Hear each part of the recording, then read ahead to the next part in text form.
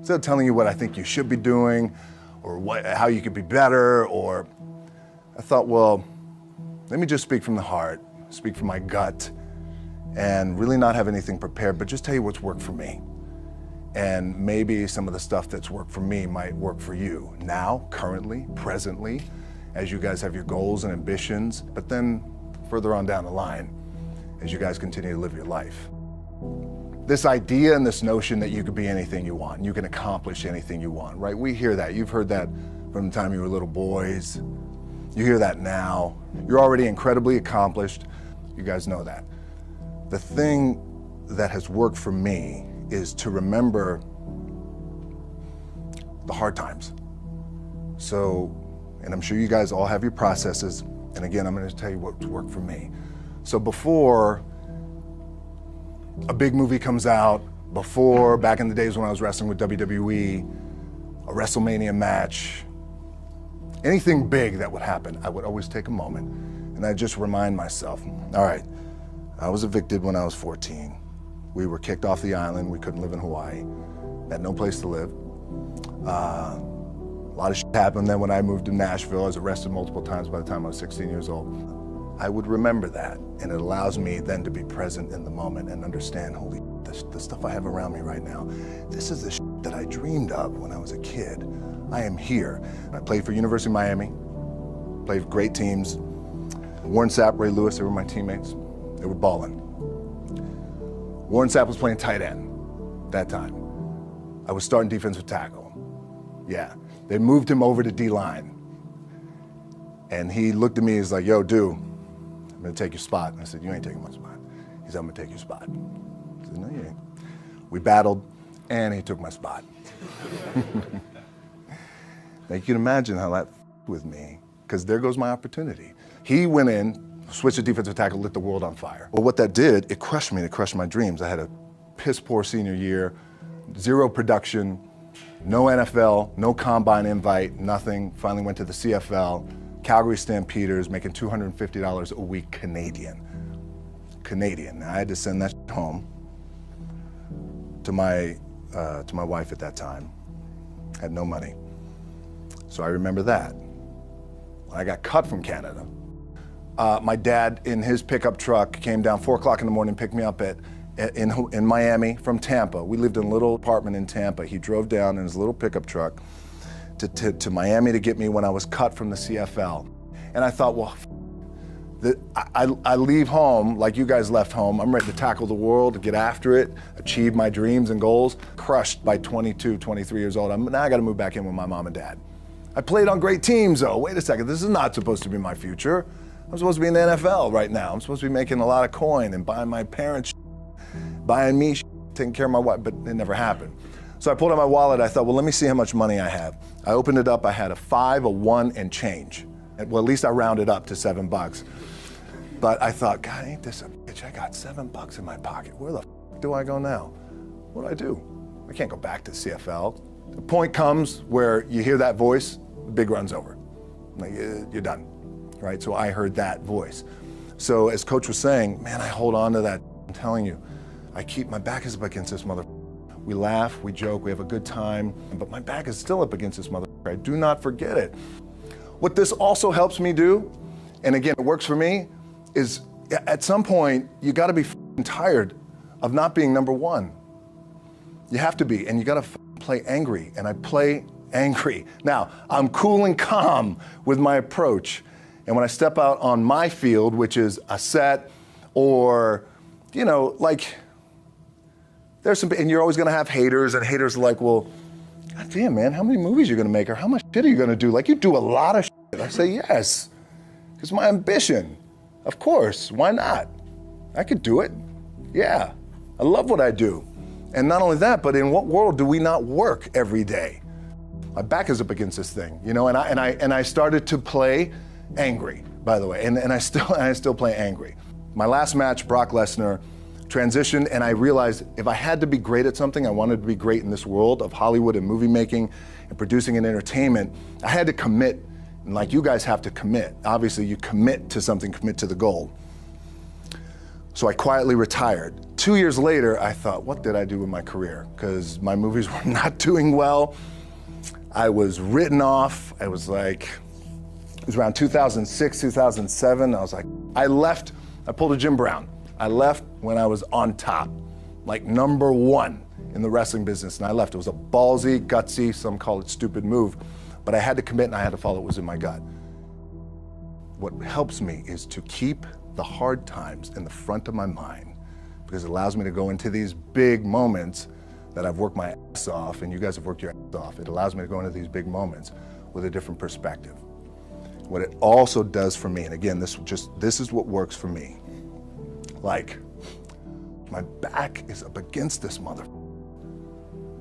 Every day, it's against this wall. But it's up against this mother, because it's what I believe in. And when my back is against this mother, then there's nowhere to go. But that way. That's it. Doesn't mean you don't smile. Doesn't mean you don't laugh and joke, right? You're happy. I'm a happy guy. But when it comes to business and when it comes to executing, it's up against this. And I got to go that way. And I don't give a fuck who is in front of me. They're not going to stop me. The key for me was, where does it start? What's the anchor? What's the anchor? So I could have all these ambitions, and you guys have all these ambitions, which is great. It's important. I'll play this role, you'll play that role.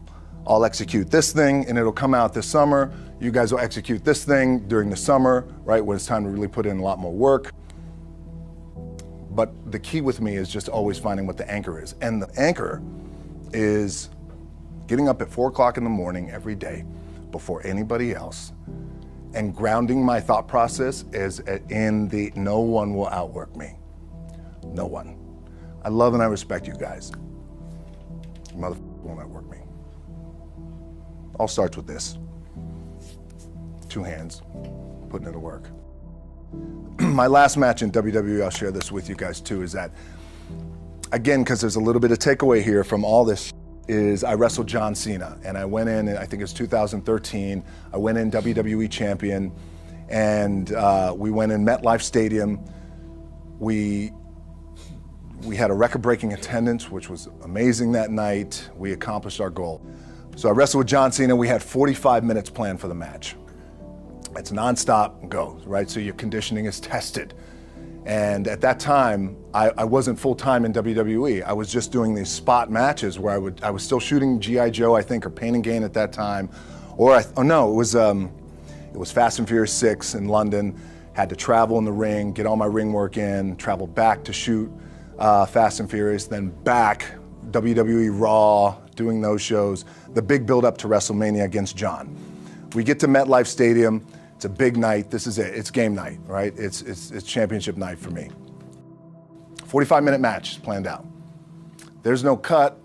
There's no, all right, well, let's pick it back up tomorrow. You know, it's go time. It's just like you guys in a game.